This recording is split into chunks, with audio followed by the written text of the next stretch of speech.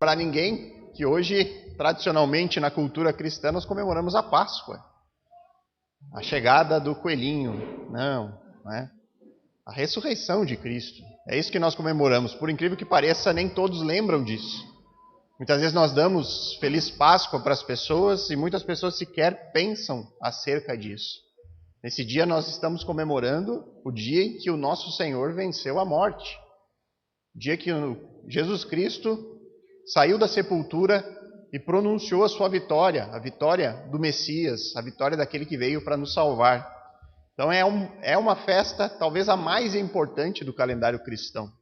Nós valorizamos muito o Natal por conta da cultura que nós nos inserimos. Por estar próximo do fim de ano, nós emendamos as festas. Mas de nada adiantaria nós termos o Jesus que veio se o Jesus não tivesse morrido e ressuscitado. Não há nada mais importante para se comemorar do que a ressurreição de Jesus. Esse foi o sinal de que Cristo, de que Deus, ele aceitou o sacrifício. Os nossos pecados estão de fato perdoados, porque Jesus ressuscitou. Então hoje nós vamos falar acerca disso, acerca deste assunto, porque é o assunto principal da pregação do apóstolo Pedro, a primeira pregação da história da igreja, a primeira pregação apostólica, depois da morte e ressurreição de Jesus.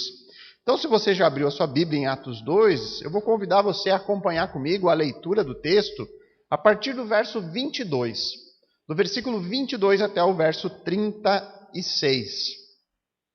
E deixem suas Bíblias abertas, porque hoje nós vamos caminhar por elas. Nós vamos ver alguns textos onde eu vou fazer questão que vocês abram nos textos bíblicos para a gente poder ler juntos, cada um deles. Então acompanhe a leitura comigo de Atos 2, a partir do verso 22. Diz assim o texto: Israelitas, escutem o que eu vou dizer. Jesus, o Nazareno, homem aprovado por Deus diante de vocês com milagres, prodígios e sinais, os quais o próprio Deus realizou entre vocês por meio dele, como vocês mesmos sabem. A este, conforme o plano determinado e a presciência de Deus, vocês mataram, crucificando-o por meio de homens maus. Porém, Deus o ressuscitou, livrando-o da agonia da morte, porque não era possível que fosse retido por ela. Porque Davi fala a respeito dele, dizendo: Eu sempre vi o Senhor diante de mim, porque ele está à minha direita, para que eu não seja abalado. Por isso meu coração se alegra e a minha língua exulta. Além disso, também a minha própria carne repousará em esperança, porque não deixarás a minha alma na morte, nem permitirás que o teu santo veja a corrupção. Fizeste-me conhecer os caminhos da vida, e me encherás de alegria na tua presença. Irmãos, permitam-me falar-lhes claramente a respeito do patriarca Davi. Ele morreu e foi sepultado, e o seu túmulo permanece entre nós até hoje. Sendo, pois, profeta e sabendo que Deus lhe havia jurado que um dos seus descendentes se assentaria no seu trono, prevendo isso, referiu-se à ressurreição de Cristo, que nem foi deixado na morte, nem o seu corpo experimentou corrupção. Deus ressuscitou este Jesus, e disto todos nós somos testemunhas. Exaltado, pois, à direita de Deus, tendo recebido do Pai a promessa do Espírito Santo, derramou isso que vocês estão vendo e ouvindo.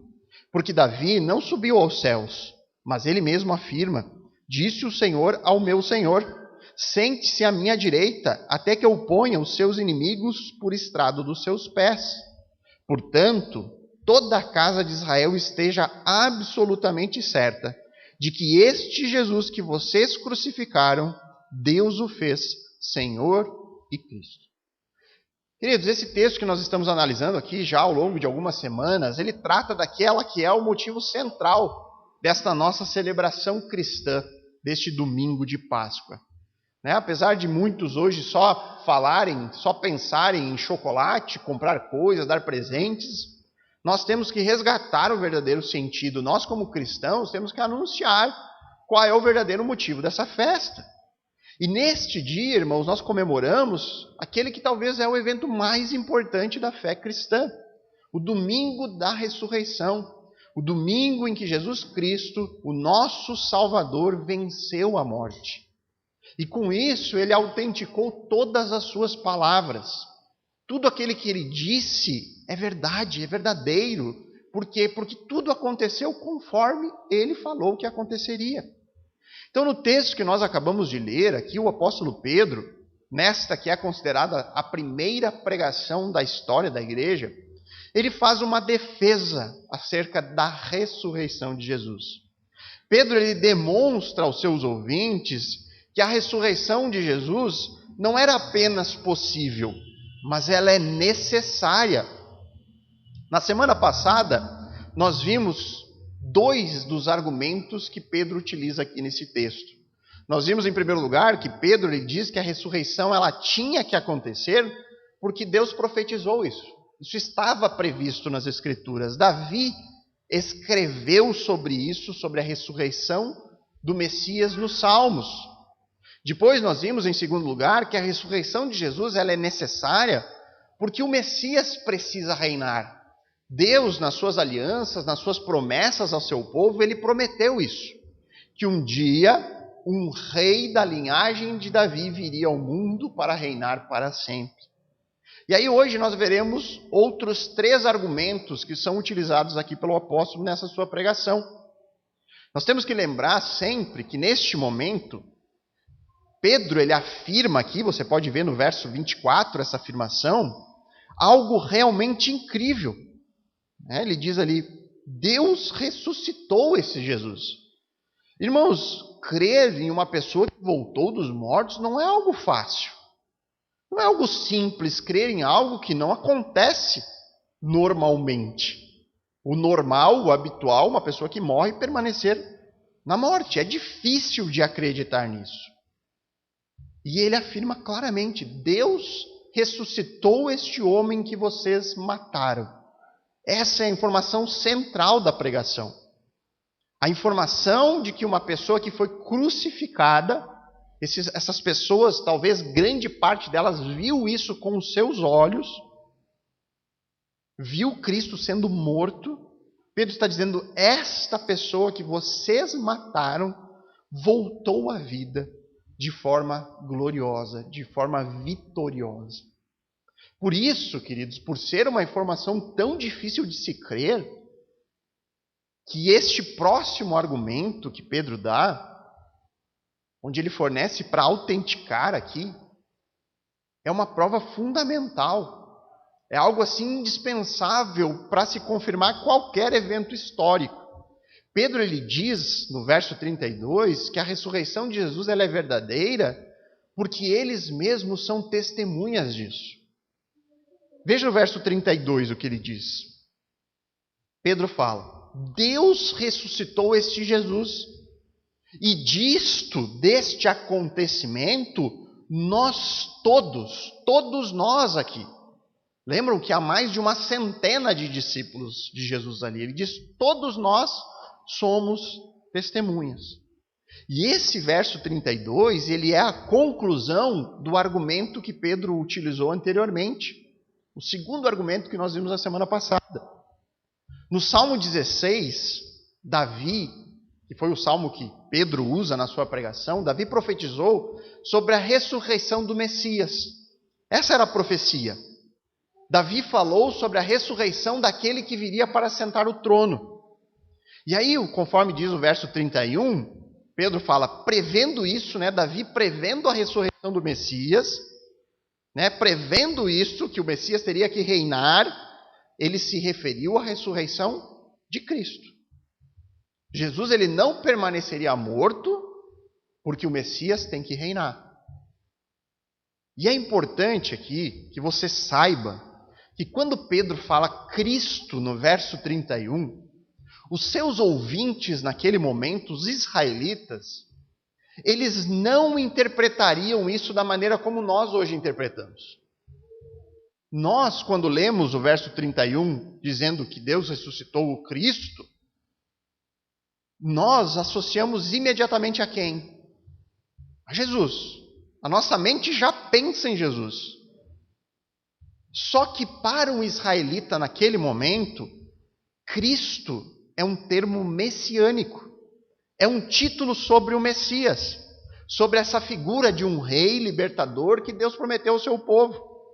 Então, quando o texto fala que Davi se referiu à ressurreição do Cristo, eles associariam imediatamente ao Messias, ao rei futuro, ao rei libertador que Deus prometeu a eles. Então agora no verso 32, o que Pedro faz é ligar os pontos. Ele faz a associação dos termos. No verso 31, ele disse que Davi, profetizando sobre o Messias, disse que ele ressuscitaria. Agora no verso 32, o apóstolo diz: Deus ressuscitou Jesus. Ou seja, o apóstolo aqui está ligando os termos. Ele está afirmando que o Cristo que eles esperavam é Jesus. Jesus é aquele que foi profetizado pelo salmista. Pedro está dizendo claramente: Jesus é o Messias. Jesus é este rei libertador prometido. É aquele que foi destinado para reinar sobre nós. E aqui, a partir desta associação que ele faz entre Jesus e o Cristo, que as coisas começam a ficar claras para os israelitas naquele momento. As coisas começam a se esclarecer. Só que aí entra outra questão de dúvida. Falar sobre isso é fácil. Falar que Jesus ressuscitou é fácil dizer. Mas como provar uma coisa tão surpreendente? Como provar de fato que Jesus ressuscitou? É aqui que se faz necessária a segunda parte do verso 32. No início ele liga os termos. Jesus ressuscitou, portanto Jesus é o Cristo de Davi. Agora, como sabemos que isso é verdade? Aí ele diz: e disto, dessa ressurreição, todos nós aqui somos testemunhas. Pedro afirma aqui que ele e todos os demais que estão ali presentes são testemunhas da ressurreição. Eles viram com os seus próprios olhos este fato tão maravilhoso, surpreendente. Eles estiveram pessoalmente na presença de Jesus ressuscitado, na presença daquele homem que nem a sepultura pôde detê-lo. Inclusive, essa era a missão principal destes homens. Era a principal missão dos apóstolos, desses primeiros discípulos. Foi para isso que Jesus chamou eles, comissionou eles. Volte aí um pouquinho em Atos 1. Atos 1, verso 8. Olha o que diz o texto, que Jesus aqui falando. Jesus já havia ressuscitado e está falando com esses seus discípulos. Ele diz: vocês receberão poder ao descer sobre vocês o Espírito Santo. E serão o quê? O que diz o texto? Minhas testemunhas, tanto em Jerusalém como em toda a Judéia e Samaria e até os confins da terra. Então os discípulos, eles foram comissionados para isso, para contar tudo aquilo que eles haviam visto e ouvido de Jesus de Nazaré. Neste caso específico, testemunhar sobre o que eles viram com os próprios olhos, aquilo que as suas mãos apalparam. E aqui, queridos, vários passos foram necessários para chegar neste ponto de Pedro. A gente tem uma visão diminuta de tudo o que aconteceu até este momento, desde a ressurreição até o texto que nós estamos vendo. Pedro aqui ele resume tudo em uma frase: nós somos testemunhas da ressurreição de Jesus. Mas quer ver uma amostra de tudo o que aconteceu durante esse tempo? Abram no Evangelho de Lucas, no capítulo 24. Voltar apenas, pular um livro aí, o Evangelho de João, e aí você chega em Lucas. Lucas, capítulo 24. Esse capítulo é o último capítulo desse Evangelho, ele narra esses acontecimentos da ressurreição até a ascensão. E olha quanta coisa acontece aqui. Lucas 24, acompanhem comigo o texto. Ele diz ali: mas no primeiro dia da semana, por isso nós sabemos foi num domingo, alta madrugada, as mulheres foram ao túmulo, levando os óleos aromáticos que haviam preparado. Encontraram a pedra removida do túmulo, mas ao entrar não acharam o corpo do Senhor Jesus. Aconteceu que, perplexas a esse respeito, apareceram-lhe 2 homens com roupas resplandecentes. Estando elas com muito medo e baixando os olhos para o chão, eles disseram: por que vocês estão procurando entre os mortos aquele que vive? Ele não está aqui, mas ressuscitou. Lembrem-se do que ele falou para vocês estando ainda na Galileia. É necessário que o Filho do Homem seja entregue nas mãos de pecadores, seja crucificado e ressuscite no terceiro dia. Então elas se lembraram das palavras de Jesus e, voltando do túmulo, anunciaram todas essas coisas aos 11 e a todos os outros que estavam com eles. Essas mulheres eram Maria Madalena, Joana e Maria, mãe de Tiago. Também as demais que estavam com elas confirmaram essas coisas aos apóstolos.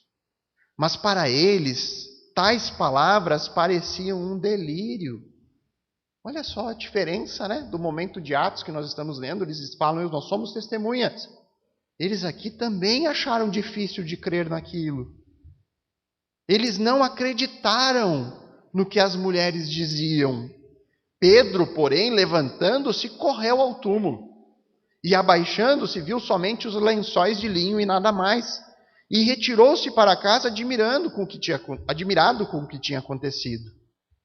Naquele mesmo dia, 2 discípulos estavam indo para uma aldeia chamada Emaús, que ficava a uns 10 quilômetros de Jerusalém. E iam conversando a respeito de tudo o que tinha acontecido. Enquanto conversavam e discutiam, o próprio Jesus se aproximou e ia com eles. Porém, os olhos deles estavam como que impedidos de o reconhecer. Então, ele lhes perguntou: o que é que vocês estão discutindo pelo caminho? E eles pararam entristecidos. Um, porém, chamado Cleopas, respondeu: será que você é o único que esteve em Jerusalém e não sabe o que aconteceu lá nesses últimos dias? Ele lhe perguntou: do que se trata? E eles explicaram aquilo que aconteceu com Jesus, o Nazareno, que era profeta, poderoso em obras e palavras, diante de Deus e de todo o povo, e como os principais sacerdotes e as nossas autoridades o entregaram para ser condenado à morte e o crucificaram. Nós esperávamos que ele fosse quem haveria de redimir Israel. Nós esperávamos que ele fosse o rei Messias. Mas depois de tudo isso, já estamos no terceiro dia desde que essas coisas aconteceram. É verdade também que algumas mulheres do nosso grupo nos surpreenderam. Indo de madrugada ao túmulo e não achando o corpo de Jesus, voltaram dizendo que tinham tido uma visão de anjos, os quais afirmam que ele vive. De fato, alguns dos nossos foram ao túmulo e verificaram a exatidão do que as mulheres disseram, mas não o viram. Então ele lhes disse: como vocês são insensatos e demoram para crer em tudo que os profetas disseram? Não é verdade que o Cristo tinha de sofrer e entrar na sua glória? E começando por Moisés e todos os profetas, explicou-lhes o que constava a respeito dele em todas as Escrituras. Quando se aproximavam da aldeia para onde iam, ele fez menção de passar adiante, mas eles o convenceram de ficar, dizendo: fique conosco, porque é tarde e o dia já está chegando ao fim. E entrou para ficar com eles. E aconteceu que, quando estavam à mesa, ele pegou o pão e o abençoou. Depois partiu o pão e deu a eles. Então os olhos deles se abriram e eles reconheceram Jesus. Mas ele desapareceu da presença deles. E disseram um ao outro: não é verdade que o coração nos ardia no peito quando ele nos falava pelo caminho, quando nos explicava as Escrituras? E na mesma hora, levantando-se, voltaram para Jerusalém, onde acharam reunidos os 11, e outros com eles, os quais diziam: de fato, o Senhor ressuscitou e já apareceu a Simão. Então os 2 contaram o que lhes tinha acontecido no caminho e como tinham reconhecido o Senhor no partir do pão. Falavam eles ainda estas coisas quando Jesus apareceu no meio deles e lhe disse: que a paz esteja com vocês. Eles, porém, ficaram assustados e com medo, pensavam que estavam vendo o Espírito. Mas ele lhes disse: por que vocês estão assustados? E por que surgem dúvidas no coração de vocês? Vejam as minhas mãos e os meus pés, que sou eu mesmo. Toquem em mim e vejam que é verdade, porque um espírito não tem carne nem ossos, como vocês estão vendo que eu tenho. Dizendo isto, mostrou-lhe as mãos e os pés.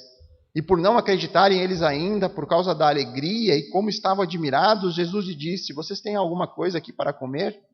Então lhe apresentaram um pedaço de peixe assado e ele comeu na presença deles. A seguir, Jesus lhe disse: são estas as palavras que eu lhes falei, estando ainda com vocês. Era necessário que se cumprisse tudo o que está escrito a respeito de mim na lei de Moisés, nos profetas e nos salmos. E então lhes abriu o entendimento para compreender as Escrituras. E disse-lhes: assim está escrito que o Cristo tinha de sofrer, ressuscitar dentre os mortos no terceiro dia, e que em seu nome se pregasse arrependimento para a remissão de pecados a todas as nações, começando em Jerusalém. Vocês são testemunhas dessas coisas. Eis que envio sobre vocês a promessa de meu Pai. Permaneçam, pois, na cidade, até que vocês sejam revestidos do poder que vem do alto. Então Jesus os levou para fora até Betânia, e erguendo as mãos, os abençoou. Aconteceu que, enquanto os abençoava, ia se retirando deles, sendo elevado para o céu. Então eles, adorando, voltaram para Jerusalém cheios de alegria, e estavam sempre no templo louvando a Deus. Lendo esse capítulo 24, irmãos, fica bem evidente que até mesmo os discípulos tiveram que superar o obstáculo da sua própria incredulidade. Eles mesmos, com Jesus ali, tiveram dificuldades. Jesus teve que enfatizar: olha, sou eu mesmo, corpo, estou aqui com vocês. Aconteceu o que eu disse que aconteceria. Creiam em mim.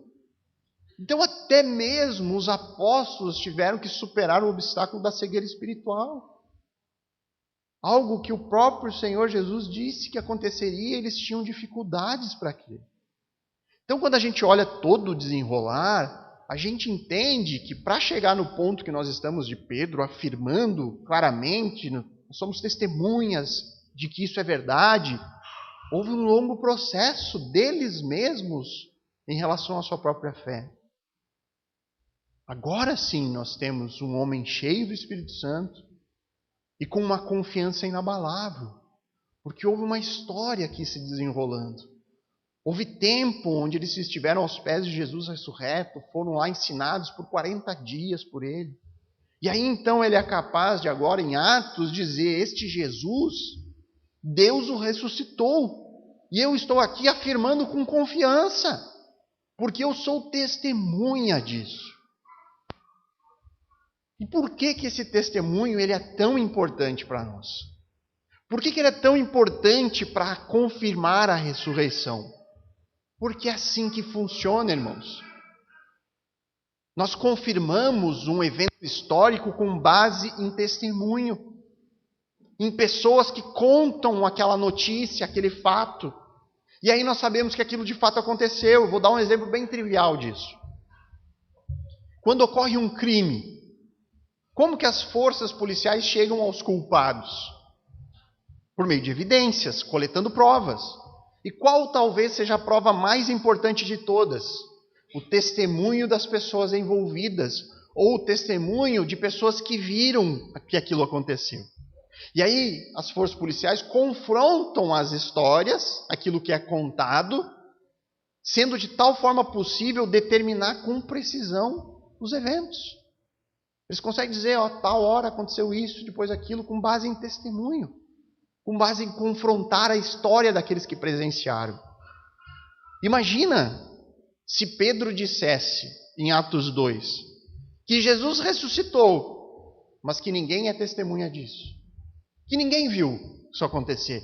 Se nós tivéssemos parado no relato das mulheres que foram ao túmulo e viram o túmulo vazio. E acabou aí. O que nós temos é um túmulo sem corpo. Como seria? Seria difícil crer em algo tão surpreendente sem ter ao menos uma pessoa dizendo: eu vi, eu estive com ele. Mas sabe o que diz o apóstolo Paulo lá em 1 Coríntios 15? Nos versos 3 a 8 ele diz assim: antes de tudo entreguei a vocês o que também recebi, que Cristo morreu pelos nossos pecados, segundo as Escrituras, que foi sepultado e que ressuscitou ao terceiro dia, segundo as Escrituras, ou seja, segundo o que estava profetizado. Mas ele continua: e esse Jesus ressuscitado apareceu a Cefas, e depois aos 12, e depois foi visto por mais de 500 irmãos de uma só vez, dos quais a maioria ainda vive. No tempo de Paulo, quando ele escreve, essas pessoas ainda estavam vivas. Porém, alguns já dormem, ele diz, alguns já morreram, algum desses 500. Depois foi visto ainda por Tiago, e mais tarde por todos os apóstolos. Por último, depois de todos, foi visto também por mim, como alguém que nasceu fora do tempo. Paulo é categórico, existem umas centenas. Na época que ele escreve, as pessoas poderiam ir atrás dos testemunhos, conversar com essas pessoas. O que faz o testemunho de alguém ser confiável? Há duas opções aqui para ter um testemunho confiável. A primeira é uma fonte extremamente confiável. Uma pessoa confiável dizer o que viu. Só que isso varia muito de pessoa a pessoa. Uma pessoa pode ser confiável para mim e não ser para você. Isso torna esse argumento meio subjetivo. Qual é a melhor forma de termos o melhor testemunho possível, a melhor veracidade possível? É quando nós temos uma quantidade grande de pessoas que viram a mesma coisa. E aí você confronta as histórias que são contadas. Várias pessoas vendo o mesmo evento, contando o que viram. É praticamente impossível que você encontre apenas 2 testemunhos semelhantes sobre uma coisa que nunca aconteceu. É praticamente impossível você encontrar 2 testemunhos iguais de uma mentira. Por quê? Porque as pessoas podem até falar do mesmo evento, mas os detalhes nunca serão iguais. Cada um vai contar do seu próprio jeito, de acordo com a sua própria imaginação. Jesus ressuscitou. Eu encontrei ele lá no templo. Outro, eu encontrei em outro lugar. Jesus ele apareceu para mim de uma forma tal. O outro de outra. Todos poderiam falar da ressurreição, mas contando histórias diferentes uma das outras. Porque é impossível você combinar uma mentira nos mínimos detalhes. Não tem. O que nós encontramos no registro testemunhal das Escrituras em relação a Jesus? Nós temos as duas coisas que dão credibilidade. Nós temos as duas. Nós temos, de um lado, homens confiáveis. Por que eu digo que eles são confiáveis? Porque eles eram israelitas. E o israelita era uma pessoa zelosa pela lei de Deus. Paulo, ele era um fariseu. O fariseu, ele é conhecido pela sua obediência externa da lei. Um zelo muito grande.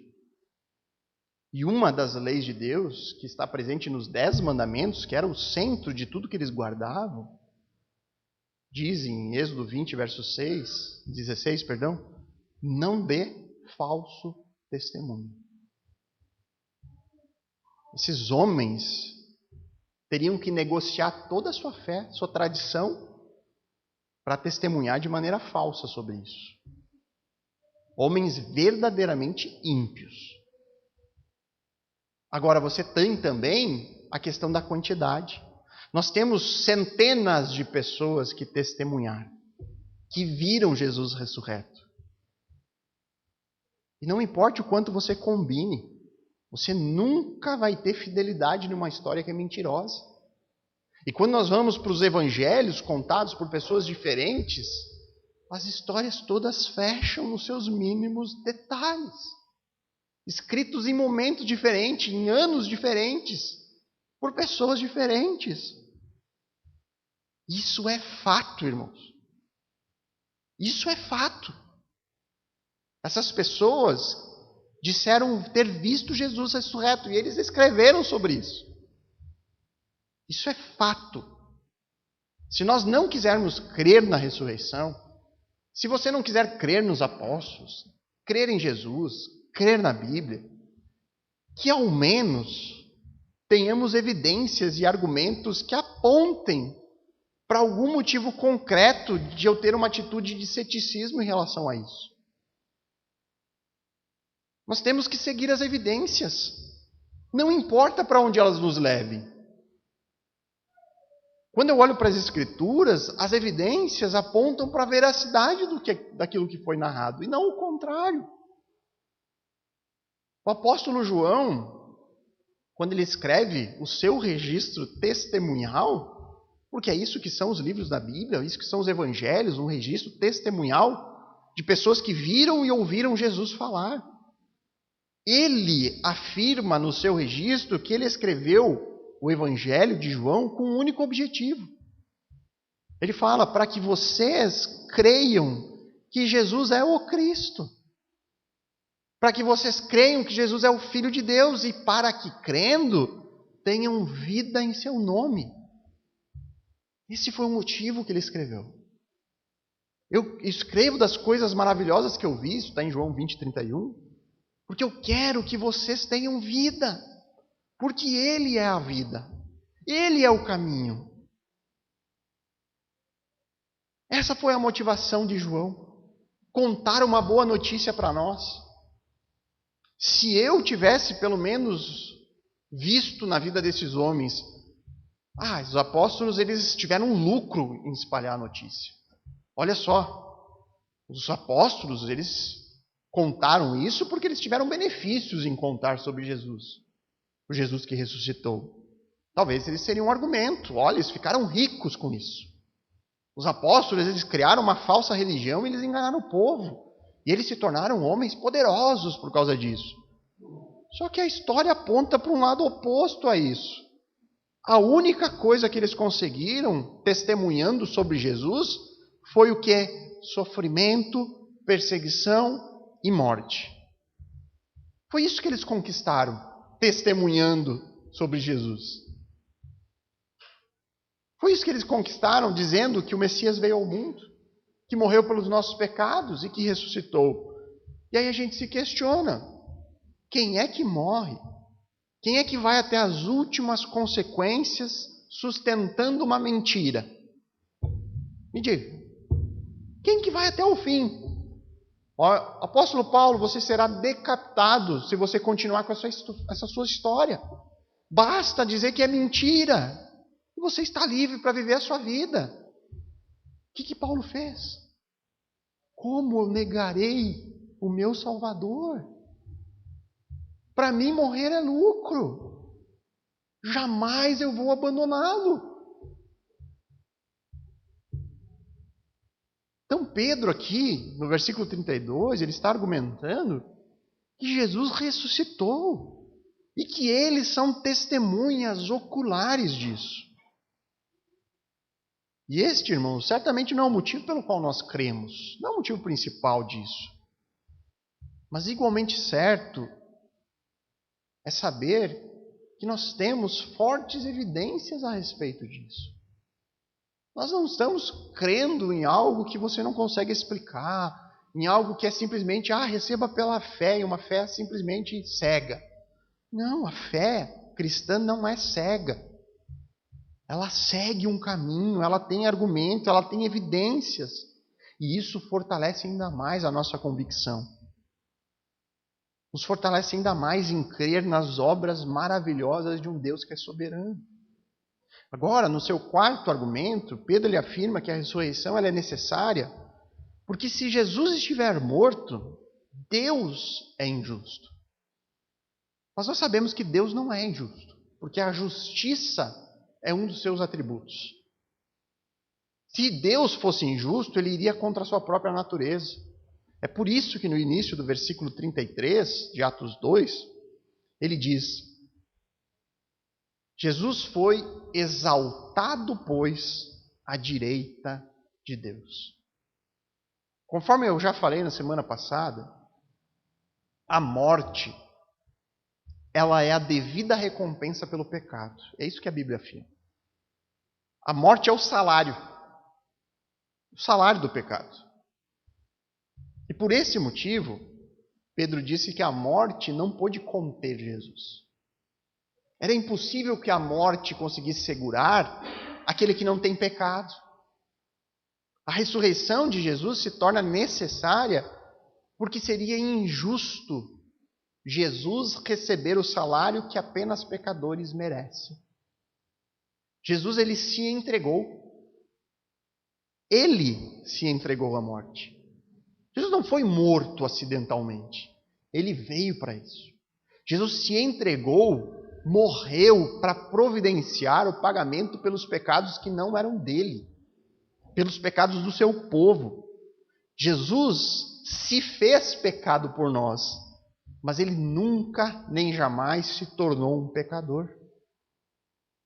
E como Deus não é injusto, ele não somente ressuscitou Jesus, mas exaltou Jesus. Veja agora o que diz o verso 34 de Atos 2. Porque Davi não subiu aos céus, mas ele mesmo afirma: disse o Senhor ao meu Senhor: sente-se à minha direita até que eu ponha os seus inimigos por estrado dos seus pés. Pedro aqui ele cita mais uma vez um salmo, Salmo 110, verso 1. E ele vai usar o mesmo argumento do salmo anterior, que ele usou nos versos 25 a 28. O apóstolo ele demonstra que Davi não poderia estar falando dele mesmo, porque afinal de contas, Davi não subiu aos céus. E o texto fala de alguém que está no céu, que está sentado à direita de Deus. Pedro afirma que Davi, nesse salmo, se refere mais uma vez ao Messias, que é Jesus o Nazareno. Aquele que ressuscitou, que subiu ao céu e que agora está ocupando um lugar de autoridade ao lado de Deus. Na parte final do salmo, onde ele diz: até que eu ponha os seus inimigos por estrado dos seus pés.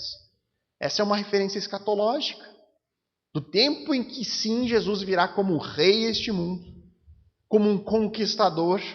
E aí então, ele vai colocar todos os seus inimigos debaixo da sua autoridade. Aí você não tem como desobedecê-lo. Não haverá isso. Neste momento ele vem e consuma o seu reino. Jesus não somente ressuscitou, segundo Pedro. Porque se isso acontecesse, se isso não acontecesse, Deus seria injusto. Mas ele diz: Jesus subiu ao céu e foi exaltado sobre tudo e sobre todos. Quando Jesus esteve com os apóstolos, ele disse isso. Você encontra lá em Mateus 28, 18, que Jesus se aproximou dos apóstolos e disse: toda a autoridade me foi dada. Toda a autoridade me foi dada, no céu e na terra. Não há nada neste mundo e nesse universo que não me pertença. É o que diz Jesus. Eu tenho autoridade sobre tudo e sobre todos.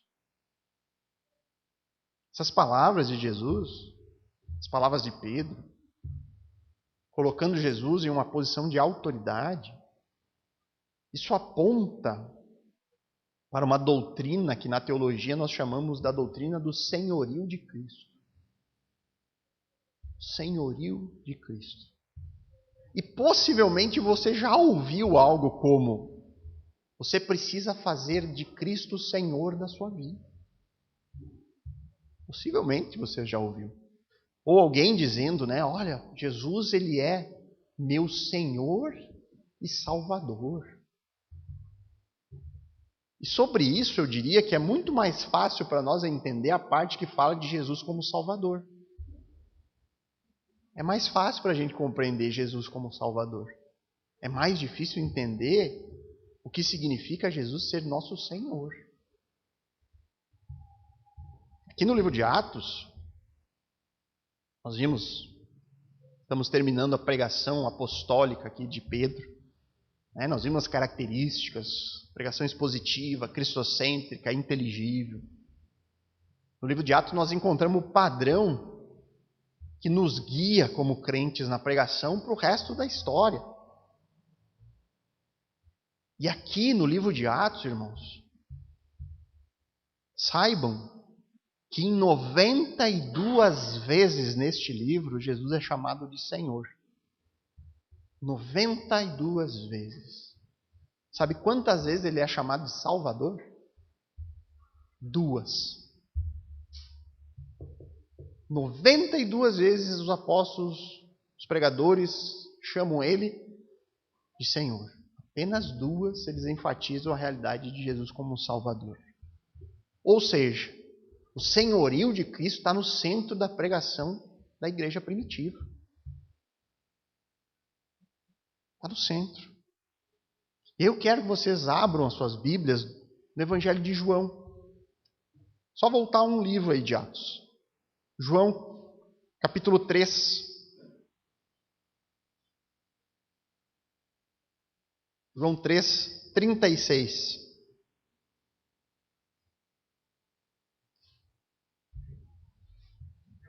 João 3, 36. Veja o que diz o texto.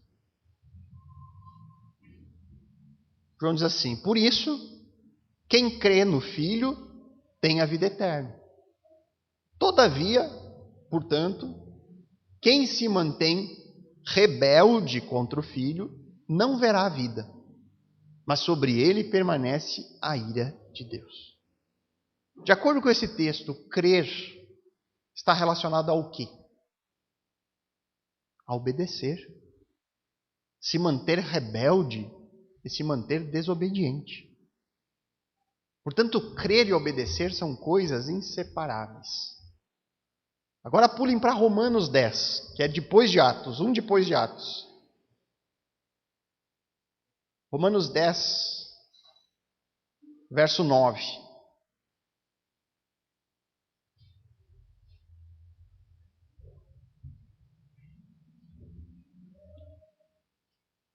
Romanos 10, verso 9. Acompanhe comigo ali.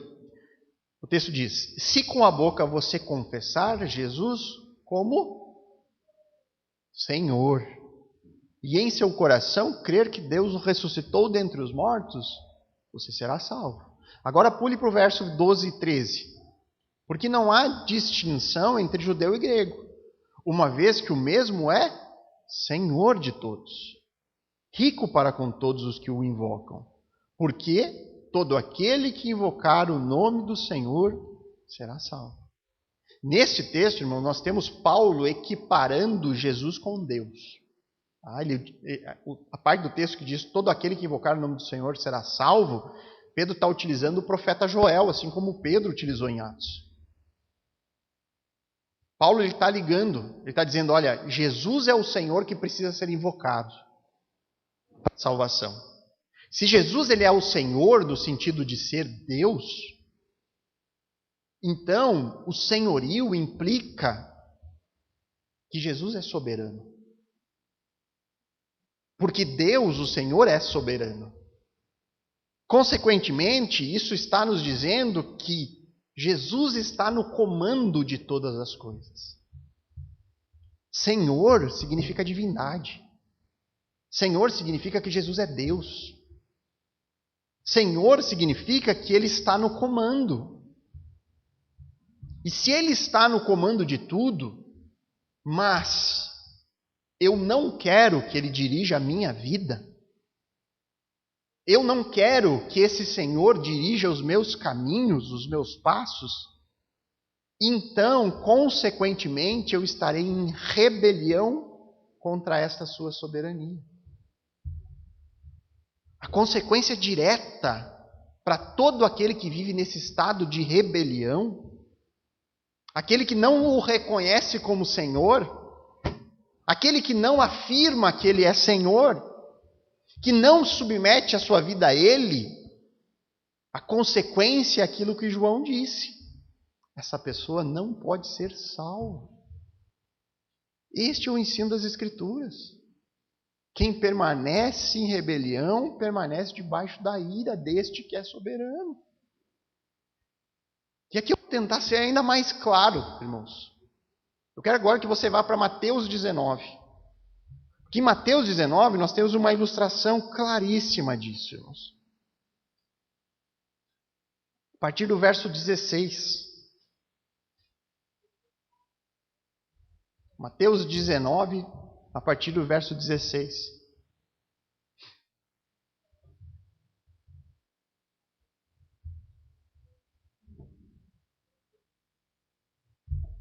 Diz ali o texto: e eis que alguém, aproximando-se de Jesus, lhe perguntou: mestre, que farei de bom para alcançar a vida eterna? Ou seja, ele está perguntando, como que eu posso conquistar a vida eterna? Essa é a pergunta. Como eu posso ser salvo? Como eu posso ter? Como eu posso tomar posse? Como eu posso adquirir aquilo que todo mundo almeja? Vida eterna. E o texto prossegue, Jesus respondeu, por que você me pergunta a respeito do que é bom? Bom só existe um. Mas se você quer entrar na vida, faça o quê? Guarde os mandamentos. Irmãos, sinceramente, essa é a resposta certa? Se alguém chegasse até você e perguntasse, o que eu preciso fazer para ter vida eterna? Você diria isso para a pessoa?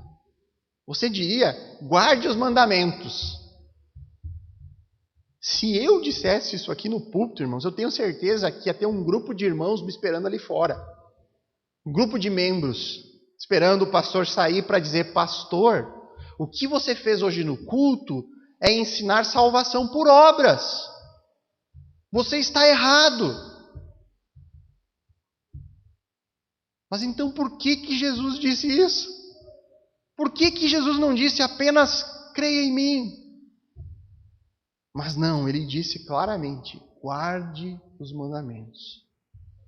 E aí no verso 18, o rapaz ele então questiona quais os mandamentos.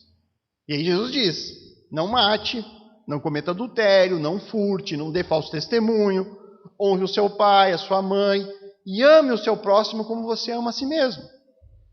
E aí o texto diz, o jovem respondeu, tudo isso eu tenho observado. O que me falta ainda? E essa resposta é importante. Eu quero aqui traduzir para você em uma linguagem mais fácil de ser compreendida. Esse jovem disse o seguinte, olha Jesus, quando eu olho para a minha vida, eu sou realmente perfeito. Eu não mato, eu não odeio ninguém, eu não cometo adultério, eu nunca sequer pensei em fazer mal para alguém. Eu nunca roubei, eu nunca nem cobicei o que não era meu. Nunca menti, nem sequer pensei em mentir. Isso nunca passou na minha cabeça. Sempre honrei meu pai e minha mãe de maneira perfeita ao longo de toda a minha vida. E olha, Senhor, eu amei todas as pessoas como eu amo a mim mesmo. Sem sombra nenhuma de dúvidas. Sabe o que a gente diria para esse jovem? Você é um grande mentiroso. Você é mentiroso. Isso é uma mentira. Ninguém vive assim. E aí veja bem, irmãos. Se a salvação ela é simplesmente baseada em crer em alguns fatos, crer em algo e se agarrar nisso de maneira intelectual, então, queridos, conseguir o perdão para o céu, se esse é o caminho para ir para a vida eterna, Jesus teria que ter dito isso para eles. Olha, meu querido, aqui estão os fatos para você crer. Eu vim a este mundo, vou morrer pelos seus pecados e vou ressuscitar ao terceiro dia. Apenas creia e você será salvo. Bastava isso. Se salvação se resume a esse tipo de pensamento, crer em algo intelectual, bastava Jesus ter dito isso. Mas o que Jesus disse para o jovem? Jesus começa mostrando para o jovem que o primeiro passo é reconhecer o seu estado. O primeiro passo é se reconhecer como pecador e se arrepender. Só que o rapaz ele não pôde fazer isso. Ele foi incapaz disso.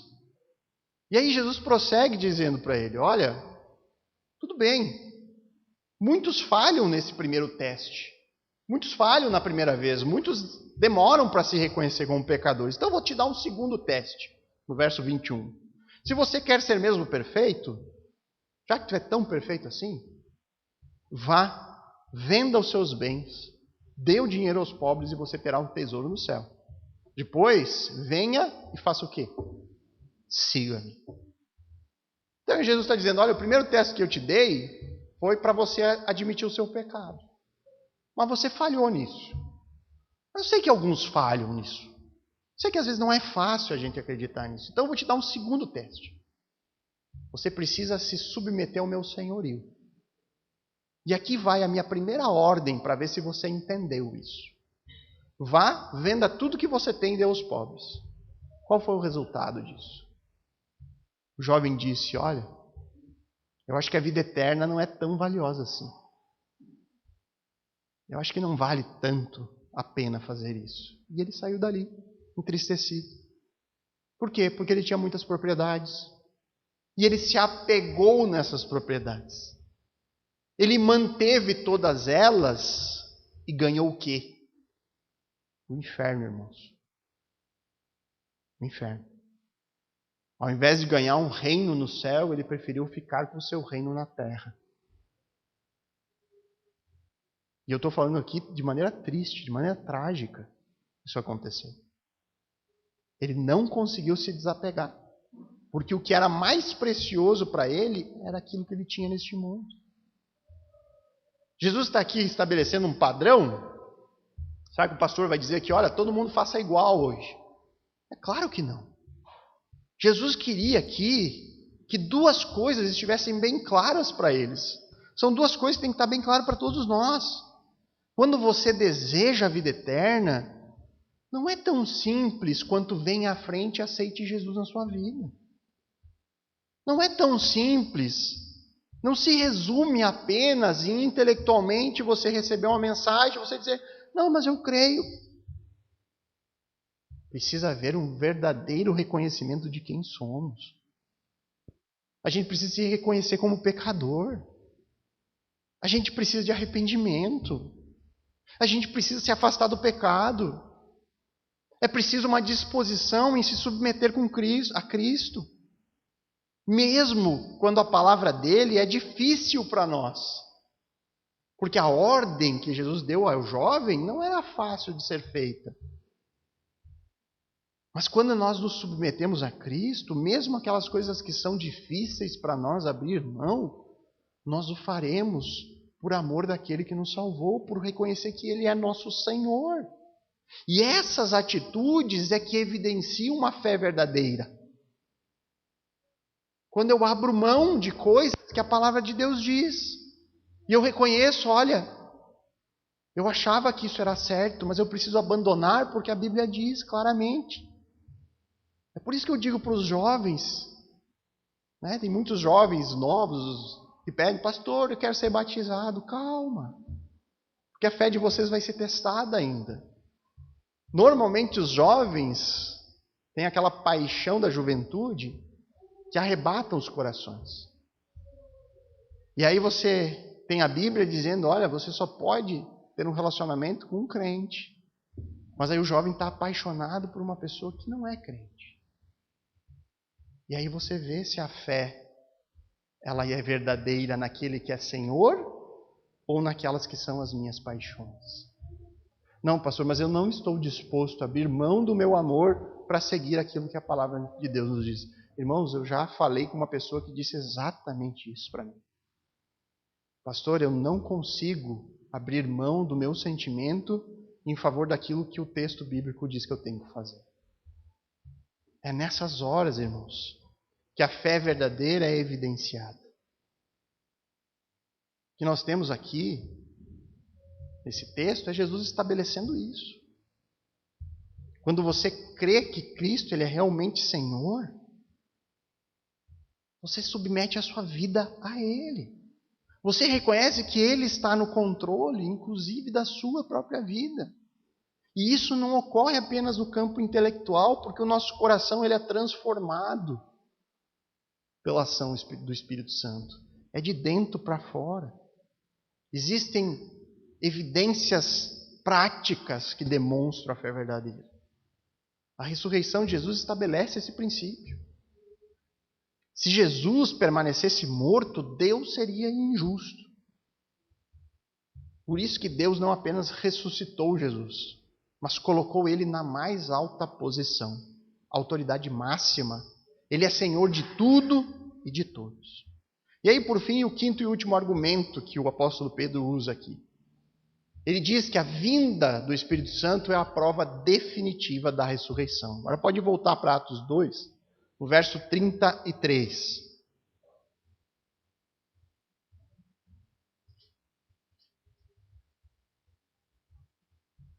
Exaltado, pois, à direita de Deus, tendo recebido do Pai a promessa do Espírito Santo, derramou isso que vocês estão vendo e ouvindo. Porque Jesus foi exaltado, Jesus foi colocado numa posição de autoridade. Nessa condição, Pedro afirma que o Jesus ressurreto recebeu do Pai o Espírito Santo prometido. E o próprio Jesus é aquele que derrama o Espírito sobre o seu povo. Lá em Efésios 4:8, o apóstolo Paulo ele cita também um Salmo 68, para falar disso, desse mesmo assunto. Ele diz assim: quando ele subiu à altura, levou cativo o cativeiro e concedeu dons aos homens. Então o argumento utilizado por Pedro é que a promessa que Deus entregou no passado, a promessa que Deus enviaria o seu Santo Espírito sobre o seu povo, essa promessa da qual o Pai fez ao seu povo e Cristo falou no início de Atos, lá em Atos 1:4, agora Pedro diz que Jesus é o próprio executor. É aquele que executa, aquele que põe em prática a promessa do Pai. Então os ouvintes dele, os ouvintes israelitas, devem saber aqui que Jesus, aquele que está sentado à direita de Deus, é Ele quem tem autoridade de comissionar o Espírito e enviá-lo ao coração dos crentes. É Jesus que faz isso. Pedro está dizendo, olha, isso que vocês estão vendo e ouvindo é resultado da ressurreição. O derramar do Espírito Santo só ocorreu porque Jesus subiu ao céu e foi posto em uma posição de autoridade. O derramar do Espírito Santo, que está sendo testemunhado por todas as pessoas presentes ali, é mais uma prova, é mais uma evidência de que Jesus é quem disse ser. Ele é de fato o Messias, o libertador prometido de Israel. E este último argumento, irmãos, que parece simples aos nossos olhos, ou talvez até passe despercebido. Certamente as palavras de Pedro aqui não causam o mesmo impacto a nós hoje, quanto causou ao povo naquele dia. Eu poderia ler aqui o texto, falar algumas coisas, talvez você nem fosse muito impactado. E é por isso que é importante sempre contextualizar. E aqui eu vou tentar traduzir para vocês o que está se passando. Neste sermão aqui de Pedro, o apóstolo está colocando um homem, tá? É um simples e desprezado nazareno para aquelas pessoas. Ele está colocando esse homem em uma posição de igualdade com Yahvé, o Deus de Israel. É isso que Pedro está fazendo aqui. Ele está colocando o nazareno desprezado ao lado do Deus de Israel. Este homem desprezado pelos israelitas está, de acordo com Pedro, à direita do próprio Deus. Está, inclusive, executando ativamente as promessas que Deus prometeu no passado. O apóstolo está reafirmando aos israelitas que Jesus, algo que Jesus já havia dito em outras oportunidades. Ele está reafirmando uma afirmação de Jesus que aparece lá em João 10:30, onde Jesus estava diante de vários israelitas e ele disse o seguinte: eu e o Pai somos um. O que Jesus quis dizer com isso? Eu e o Pai somos um. Sabe o que os judeus entenderam? Os judeus presentes lá, os israelitas presentes lá, quando ouviram isso, eles falaram o seguinte: nós vamos apedrejá-lo por isso. Nós vamos matar você por conta dessa afirmação. Sabe por quê? João 10:33 diz: porque sendo você apenas um homem, está se fazendo Deus.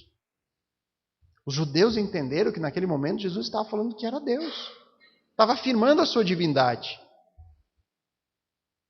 A própria ideia do título que Jesus carrega, o Filho de Deus, nós interpretamos de maneira diferente dos israelitas daquele tempo. Nós hoje, costumeiramente, você pode perceber as pessoas falando, a expressão mais comum é: todo mundo é filho de Deus. Não é normal a gente ouvir isso? Todos são filhos de Deus. Por quê? Porque nós temos a ideia de filho com base na criação. Nós somos filhos de Deus porque nós somos criados por Deus. Um judeu jamais diria isso. Você não ouviria da boca de um israelita alguém dizer: nós somos todos filhos de Deus. Por quê? Porque para eles isso é uma ofensa a Deus.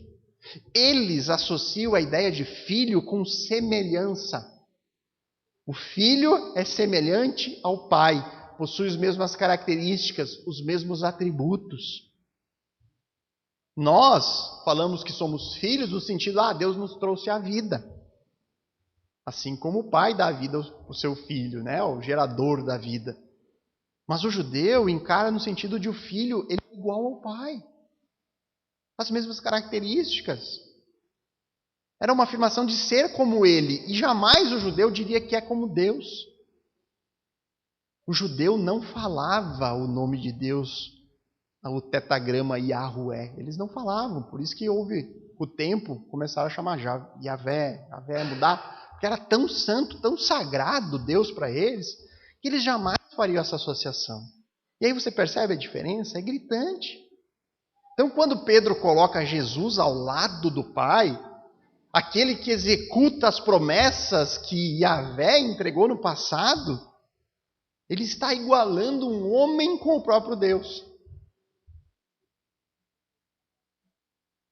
Mais uma afirmação da divindade de Jesus. Então Pedro está dizendo que a vinda do Espírito Santo sobre eles, algo que aquelas pessoas viram. As pessoas que estão ali testemunharam a descida do Espírito. As pessoas estavam atônitas, é o que diz o texto, surpresas, né? Quase como saindo de si mesmo. Esse evento sobrenatural, de acordo com o apóstolo, é mais uma prova, mais uma evidência de que aquele desprezado nazareno ressuscitou. E está agora na mais alta posição de autoridade sobre o universo. Está em completa igualdade com Deus, como ele mesmo afirmou antes mesmo de morrer. Eu e o Pai somos um. Então esses 5 argumentos utilizados por Pedro para demonstrar que a ressurreição de Jesus não era apenas possível, mas necessária, elas nos levam ao último versículo da pregação do apóstolo Pedro. O verso 36. Portanto, por conta de tudo isso que eu já falei, por causa de todos esses argumentos, toda a casa de Israel esteja absolutamente certa de que a esse Jesus que vocês crucificaram, Deus o fez Senhor e Cristo. Então a conclusão do apóstolo Pedro em seu sermão é uma exortação, é uma convocação à casa de Israel, a cada membro da família israelita, é um apelo aos laços nacionalistas. É um apelo ao povo que recebeu as promessas, o povo da aliança. Ele diz que diante de todos esses argumentos sobre a ressurreição daquele homem que eles crucificaram, ao mostrar que isso foi profetizado por Deus. Davi falou sobre isso. O rei, Messias, tem que reinar. Ao declarar ser uma testemunha ocular deste fato, ao argumentar que se Jesus estivesse morto, Deus seria injusto. E por fim, ao dizer que a vinda do Espírito Santo era mais uma prova, a prova final da veracidade da ressurreição, segue-se logicamente que se tudo é assim como Pedro disse, aquele povo teria que estar ciente de quem é aquele que eles mataram. Quem é aquele que eles crucificaram. Ele diz, estejam cientes disso. Esses que vocês desprezaram, que vocês crucificaram, Deus fez dele Senhor e Cristo. Tenham plena, absoluta certeza. Pedro está dizendo de que todos esses argumentos que eu apresentei provam, os argumentos provam quem esse Jesus realmente é. Ele é soberano Senhor. E Ele é o Messias de Israel. Senhor e Cristo. E esse verso 36, irmãos, certamente fez aquelas pessoas ali tremer. Talvez você leia o versículo 36 e não lhe cause nada. Nenhum sentimento, mas as pessoas ali tremeram diante disso. Porque se eles mataram, se eles crucificaram aquele que é Senhor e Cristo, essas pessoas estão no grupo dos inimigos de Deus, que inevitavelmente serão derrotados e envergonhados quando Ele voltar. É por isso que no verso 37, que nós veremos na próxima semana, nós vemos aqui as pessoas angustiadas perguntando a Pedro: Que faremos, irmãos? Que faremos diante disso? Eles perceberam, meu Deus, nós matamos o Senhor e Cristo. O que nós podemos fazer para resolver isso, para mudar essa situação? Parece que eles entenderam os argumentos. Muito diferente de um nazareno desprezado, eles descobriram por meio da pregação de Pedro que Jesus é, na verdade, Senhor e Cristo. E aí eu pergunto, irmãos, se quanto a nós, quanto a você, quem é Jesus para você? Jesus é um simples homem? Alguém que talvez até você despreze? Ou será que Ele é para você realmente Senhor e Cristo? Porque é isso que Ele é. Qualquer outra coisa que Ele seja na nossa mente, Jesus é uma figura mentirosa para nós.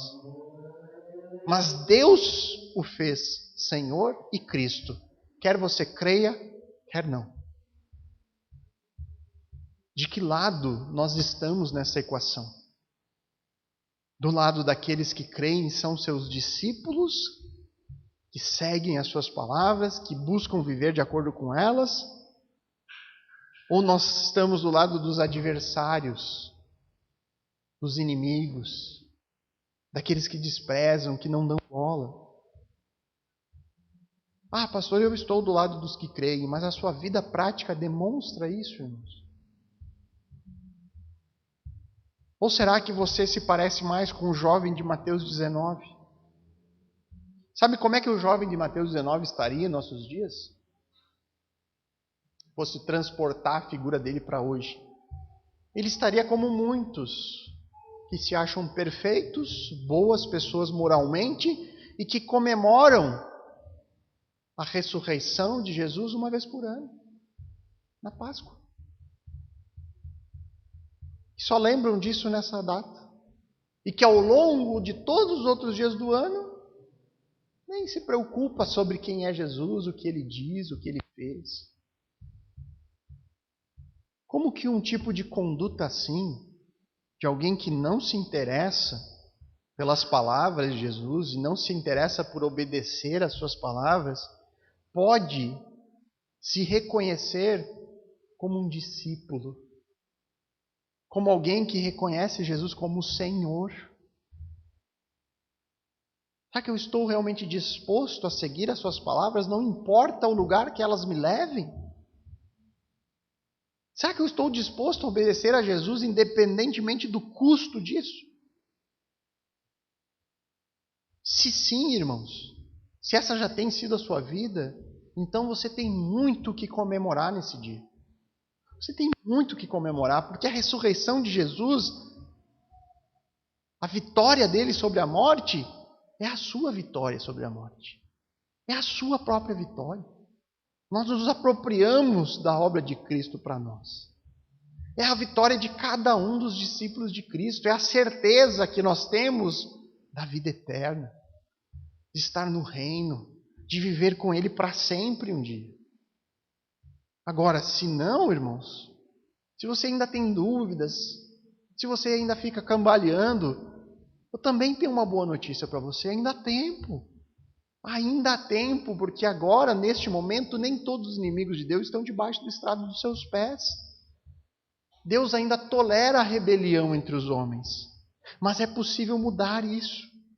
É possível que você hoje queira seguir um caminho diferente do jovem de Mateus 19. Para isso, basta reconhecer o seu pecado, basta reconhecer: eu nunca serei bom o bastante. Eu nunca conseguirei estar diante do meu Senhor por méritos pessoais. Eu nunca conseguirei manter uma vida santa a minha vida toda. Eu nunca consegui fazer isso. Senhor, me salva, porque eu sou incapaz. Eu quero me apropriar da obra de Cristo. Eu quero me apropriar do justo que morreu pelo injusto, que sou eu. Sou eu, Jesus morreu por mim. Você precisa apenas se arrepender e colocar Jesus naquele que é o seu lugar de direito, como Senhor da sua vida. Ou seja, tudo que eu faço, que eu penso, eu conduzo de acordo com as palavras dele. Não é um processo fácil, irmãos. Santificação, ela é progressiva e contínua. Dia a dia nós estamos vendo e aprendendo e vendo coisas para consertar na nossa vida, e esse processo não vai acabar até o dia da glorificação, até o dia do fim da nossa vida nesse tempo. Mas nós temos que permanecer, continuar, perseverar. O dia da dificuldade, o dia do desânimo vai bater, mas nós temos que lembrar de tudo que ele disse a nós. Nós temos que lembrar da ressurreição, não só na Páscoa, mas saber que ele se foi, mas ele nos revestiu dele mesmo. Ele nos deu todas as condições que nós precisamos para também vencermos esse mundo mau. Mas para isso nós temos que nos agarrar nele, crer apenas nele, confiar apenas nele e colocá-lo no trono do nosso coração. Qualquer coisa que esteja neste lugar que é dele por direito, precisa ser tirado, precisa ser quebrado, porque isso é um falso ídolo, um falso Deus na nossa vida. O Senhor nos ajude, que nos dê o seu Santo Espírito para podermos crer, assim como ocorreu com cada um dos apóstolos, assim como ocorreu com cada discípulo ao longo da história. Vamos orar, irmãos.